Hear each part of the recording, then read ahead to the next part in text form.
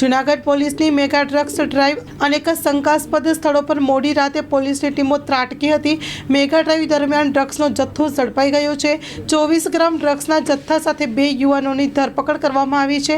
પકડાયેલ યુવકમાં ધવલ સિસાગિયા રહે જૂનાગઢ તેમજ યુગાંત વાગમસિંહ જેઓ જૂનાગઢનો સમાવેશ થાય છે। પકડાયેલા બંને યુવક પાસેથી 8 લાખની વધુનો મુદ્દામાલ કબજે કરાયો છે।